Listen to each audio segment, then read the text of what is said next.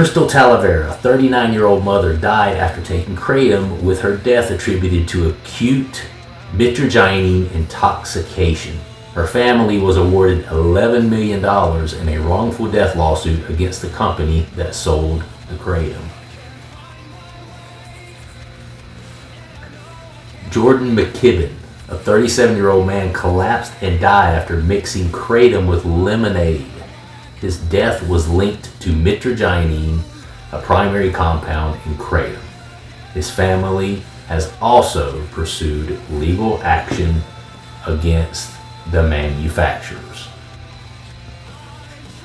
Conclusion: the rising number of deaths associated with Kratom use raises significant public health concerns. While some users advocate for its benefits, the lack of regulation and the potential for severe adverse effects necessitate caution.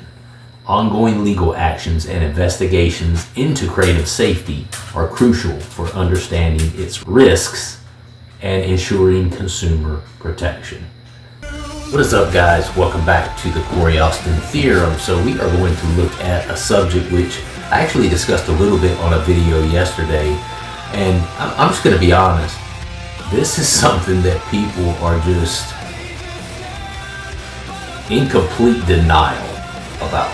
I'm not saying everyone, but a lot of people are just in complete denial about the dangers associated with something like Kratom.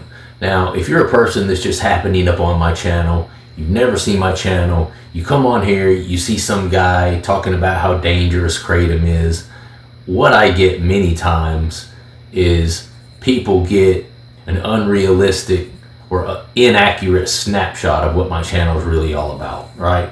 I've been on Kratom. I've been on Kratom powder. I've been on the MIT extracts. I have been on even the big boys, the 7-hydroxy. And I've shared my story recently where just a little over a month ago, I went to detox, professional detox, to get off of 7-hydroxy. So if you're thinking you're hearing from someone who has no applicable and practical experience with the substances, you're dead wrong. So I'm not a person on here trying to get anything banned or anything outlawed, but my experience with 7-hydroxy in particular was absolutely horrific, okay?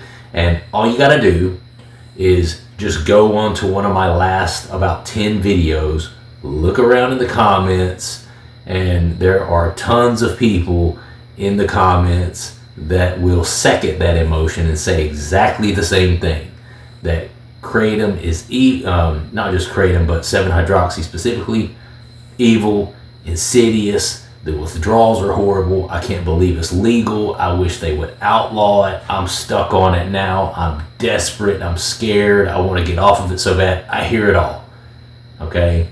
And then of course, every once in a blue moon, you'll have a naysayer come on and say, "Oh, 7-hydroxy it's not even addictive. It doesn't even cause withdrawals." Like, okay, dude. All right, whatever you say.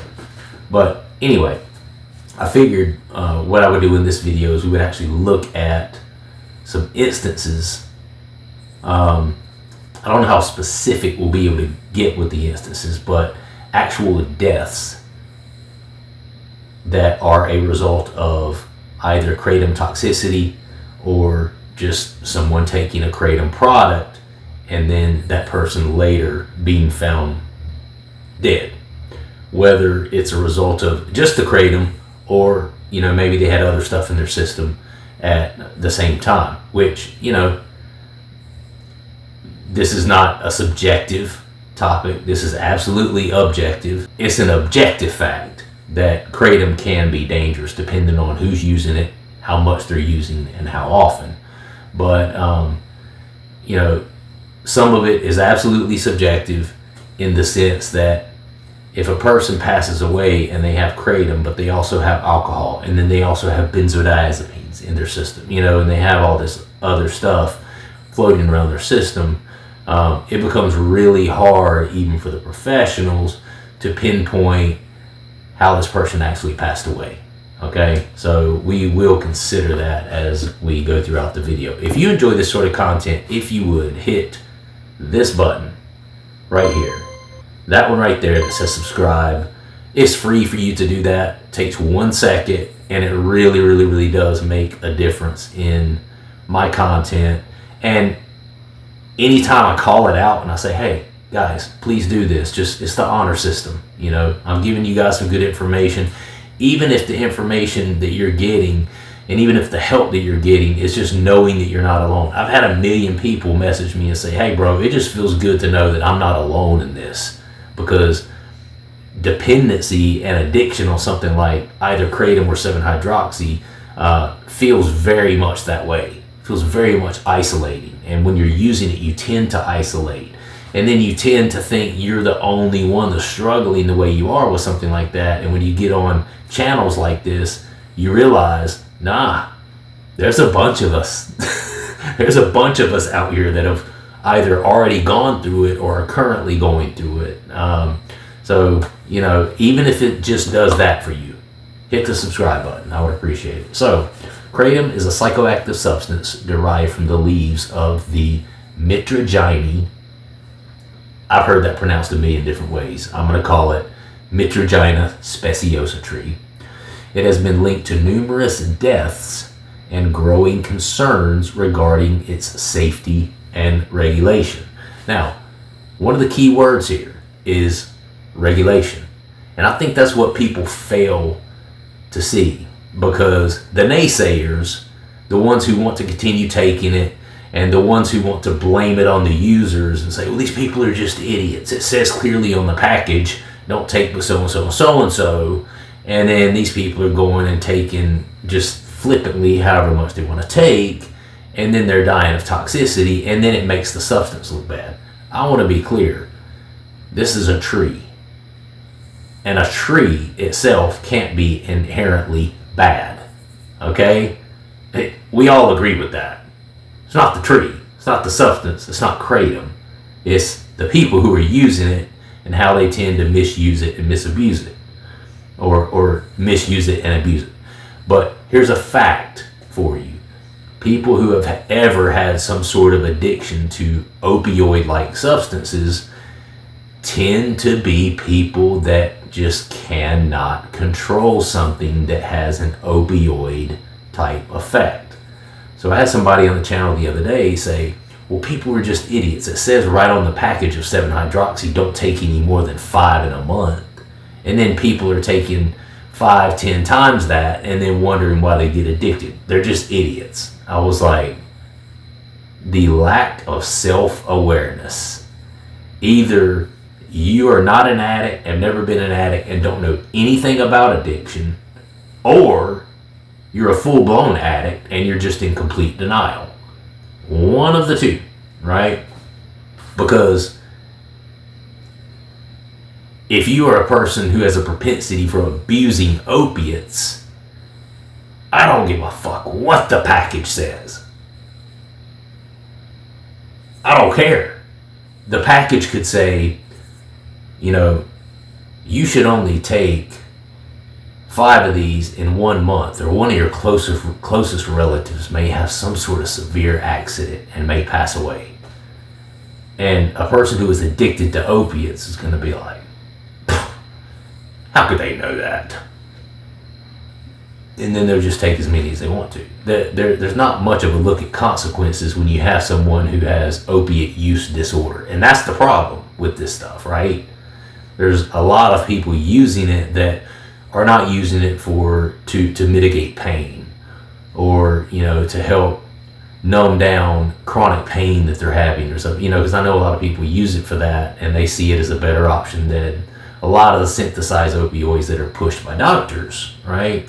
And that's fair. That's a fair argument. But you also, if you're going to look at that side of the coin, you have to flip that coin over and realize that I would say a large percent of the people that are taking this stuff are not taking it for chronic pain, are not taking it for any, you know, preconceived condition that they may have. They're taking it to get fucking high. And because it feels good. That's why they're taking it. And the problem there is, if you're taking it for that reason, because it feels good and because it gets you high, that means you will likely be one of the people that abuses it and misuses it, right? So most of the people out here don't know how to use it appropriately. That's the problem. And then it goes back to this word that we read earlier, growing concerns regarding its safety and regulation. Regulation. Let's think about that for a minute. Because right now, there really is no regulation. Now, there's been certain states, I know Florida recently has banned the 7-hydroxy itself and made it a scheduled substance, right? So that's a form of regulation. So it's starting to happen, right? But by and large, most states still do not have any sort of regulation on Kratom or the 7-hydroxy. Now, I think that as far as the 7-hydroxy goes, it's coming. I think it's coming down the pipeline pretty quickly. The word is out, man. The word is out that people are showing up in hospitals and detox centers all over the country trying to get off of this stuff. So the word's out, right? But that's the problem. You got on one hand people who misuse and tend to misuse opiates, and they don't really know how to use anything that's opioid-like any other way other than go hard or go home. Go hard in the paint. You get what I'm saying? 100 miles per hour or 0 miles per hour. They know no in between, right? And that's a common characteristic of someone who's addicted, or that you would call an addict, whatever. And you look at those people, and then you also look at the fact that there's very little, if any, lackadaisical at best, regulation on this stuff. So if you have people that have no filter, have no control, and can't control something like Kratom, and then you also have Kratom as a product that is not regulated, that the people in these stores who sell these products to young kids or even adults, older adults like myself, they're not stepping in and saying, you know what, should you really buy a whole kilo of that? Starting to worry about you, man. That seems like a little bit too much. They don't give a fuck. They don't. And half the time, they're stoned out on THC gummies or whatever while they're working there. I mean, there's been times back when I was I went to get Kratom gummies and asked for 10 Kratom gummies, and the guy gave me 10 THC gummies. I was like, dude, it's a good thing I noticed this. What if I went home and took 3 of these back to back thinking they're Kratom gummies, and then I was stoned out of my gourd for 6 hours? The dude wasn't thinking. I clearly told him what I wanted, right? So there are no limits. In most cases, there's no regulation. And then on top of it, it's the type of substance that is opioid-like in nature. So people who have opioid use disorder are going to abuse them. No regulation. You can buy as much as you want as long as you have the money.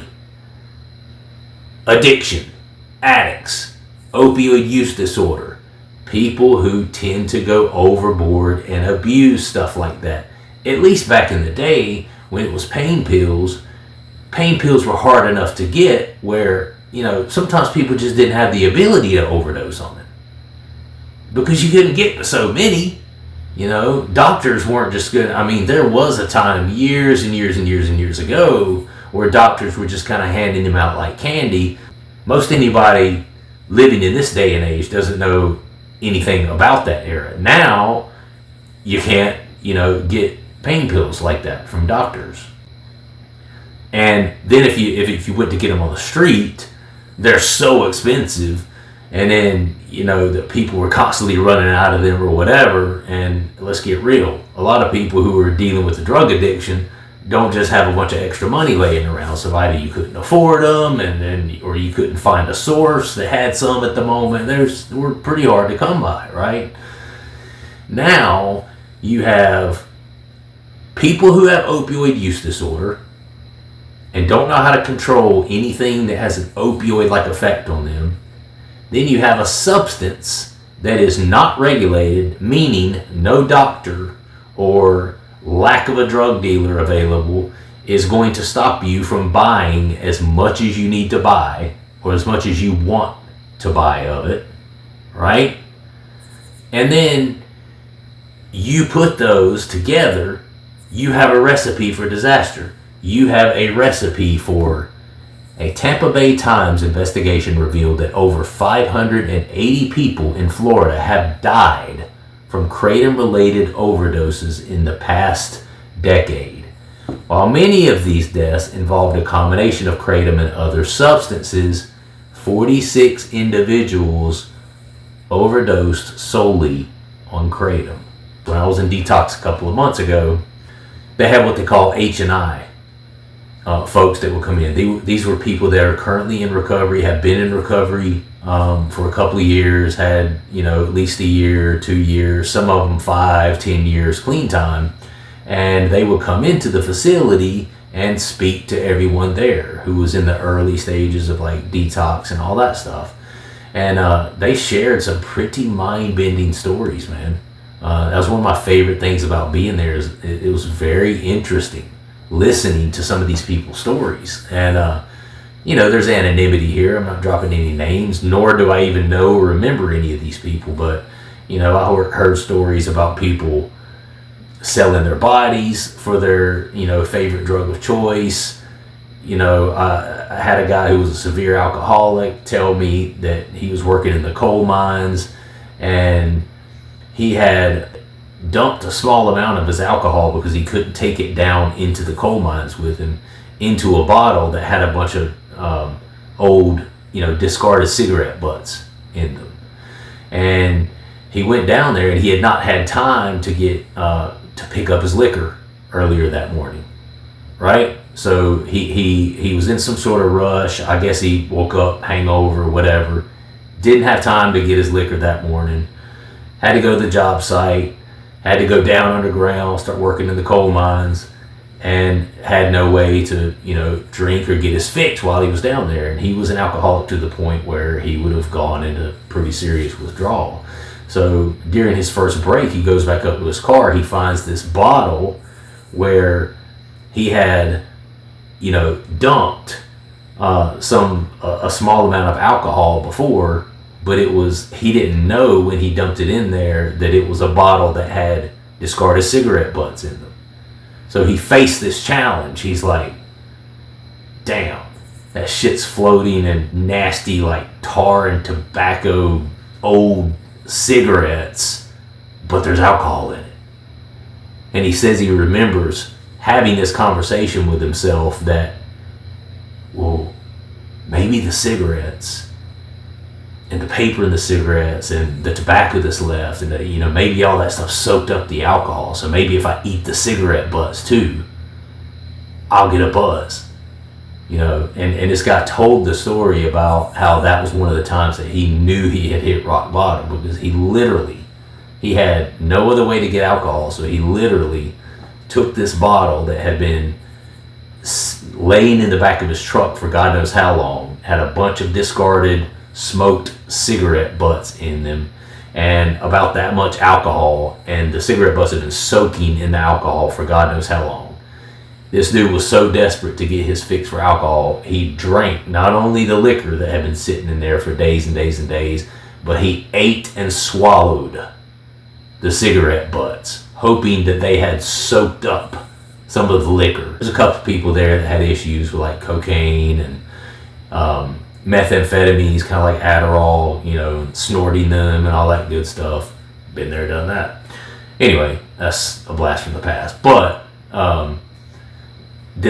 that same guy who told me that cigarette story said that he had a really good friend die from kratom. Now, he looked me right in the face and said it, because when it came to me, we were kind of supposed to tell who we were, why we were there, whatever drug of choice was, that sort of thing. And so I did. And he was like, yeah, that's really serious. I had a friend that passed away from kratom. That was in Florida. I went to detox in Florida. And if you look right here, A Tampa Bay, Florida Times investigation revealed that over 580 people in Florida have died from kratom-related overdoses this past decade.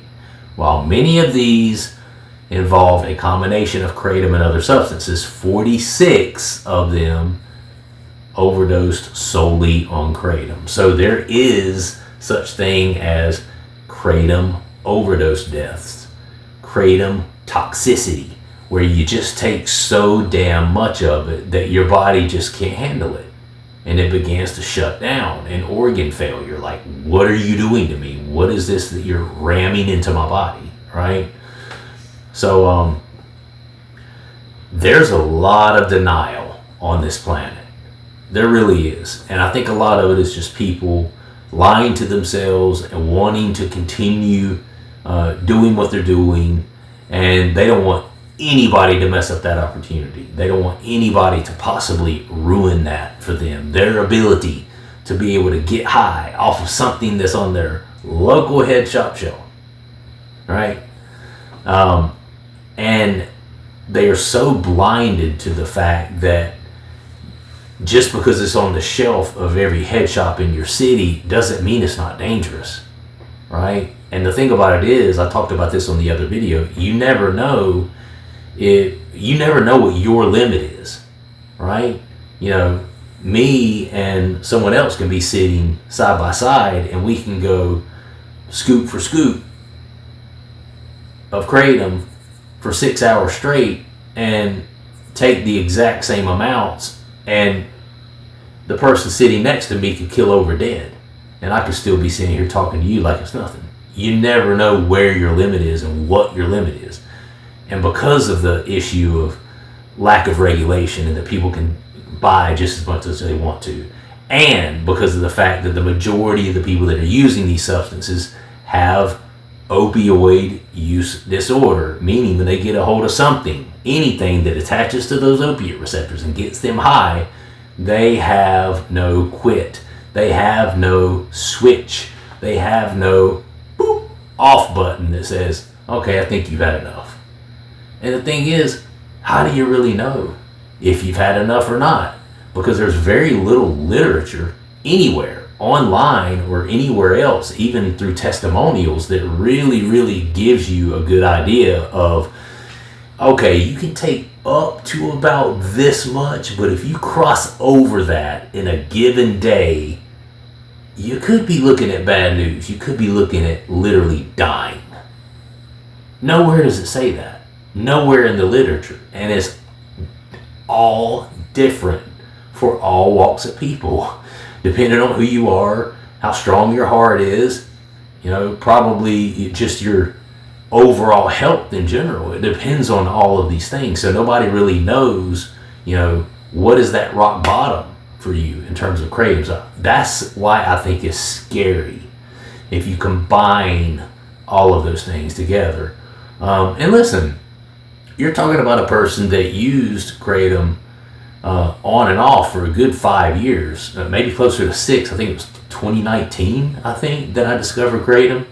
And just up until right at a month and a half ago, in 2025, I've, you know, kind of lingered on and off of it several times, relapsed a few times and got back on it. So you're talking about a person that knows, and you're talking about a person that has taken quite a lot.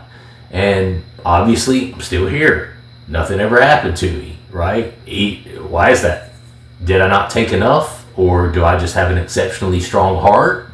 Am I just in good enough health where it didn't really affect me that way? I mean, why? Who knows? You know, maybe God has a purpose for me to stay here. Maybe I just got lucky. I don't know. But I know I've taken amounts to where I definitely felt in my body and in my mind and in my spirit that, yeah, dude, you overdid it. I mean, there's been a couple of times where I've gotten sick off of it. I've had the wobbles to where when I would turn my head, my eyes would trail behind my head. Like I would turn and it felt like my eyes were a good quarter second behind my head as they turn. So when you turn, it's kind of like, it's dizzy, right? I mean, I've had all kinds of symptoms where I was just like, you know, when I was taking the powder really heavily, I had several instances where I was just like about to nod off, just sitting there, and I always knew that when I started experiencing symptoms like that, like, dude, I've had too much. That's my body's way of telling me you've had too much, dude. And I don't know if what saved me is the fact that I'm a big, strong guy with a strong heart, that I also eat pretty healthy. I also exercise, I don't know if that's what saved me, or I'm just fortunate or blessed. I don't know. But what I do know is, you never really know. Yeah. So I just wanted to read a couple of instances where death actually happened, and just talk about it a little bit, because there are many people in absolute complete denial about these dangers, and for some reason people just get it in their mind that the government's just trying to ruin a good thing. The media is just trying to ruin a good thing. That's all it is. These people didn't really die, didn't really have anything to do with the Kratom. All this shit's made up. All the shit's made up just to keep you from taking Kratom. I mean, do you really think there's some sort of kind of worldwide conspiracy just to keep people from taking Kratom if Kratom's actually not a bad thing? And if it is some sort of worldwide conspiracy to get it banned or outlawed, there's probably a reason that so many people are behind it. And there's probably a reason that states are starting to make changes in their laws and regulations regarding Kratom. But anyway, I'm not saying it's a horrible thing. I understand. I've heard all the comments. There are people out there that have chronic pain. They use it wisely. There's people out there that even claim that it helps them a lot with anxiety, and they don't take it overabundantly. They don't take too much of it. Now listen, I just want to say, if that's you, I'm not talking to you. And you are in the minority. I will say, you are absolutely in the minority. And I think that's what a lot of those people don't understand. For the 3 or 4 people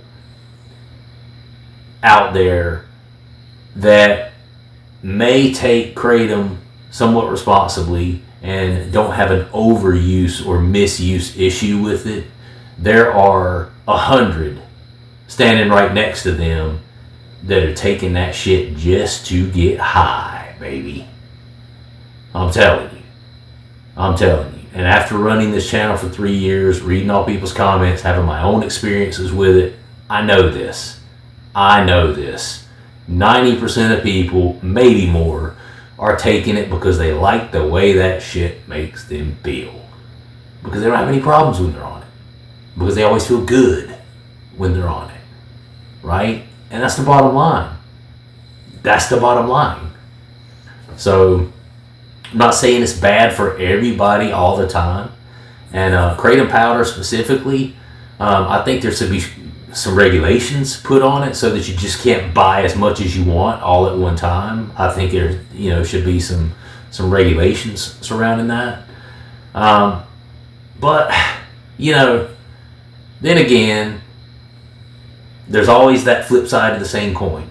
You can go to an ABC store, and if you try to buy 10 fists of liquor, they're just going to assume you're having a party, and they're not going to question you on it as long as you can pay for it. And then you could go home and drink yourself to an oblivion and literally die from alcohol poisoning.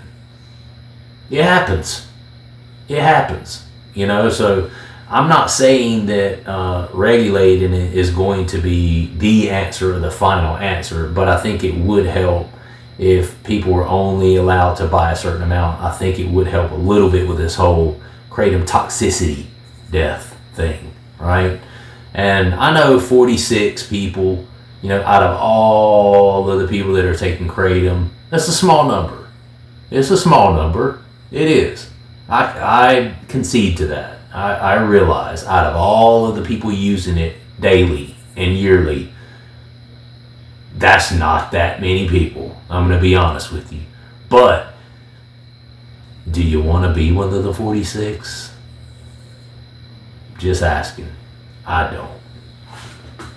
or one of the 580 that had kratom and other stuff in their system and died that way. I don't want to be any of them. I want to live, man. I want to live. Just be smart out there, guys. I love you all very much. I have a great group of subscribers. I really do appreciate y'all. And I'm actually day 43 right now, so I'm doing pretty good. About to go in there and get some sleep. Love you guys very much. Just trying to support you. I'm supporting all you out there. I have a couple of people that messaged me recently, said they're about to go into detox, and they were inspired, by my detox rehab video that I put out a couple of weeks ago. I'm so glad I'm able to inspire people that way and try to encourage people to do better. That means everything to me. It really does. I just want to help people.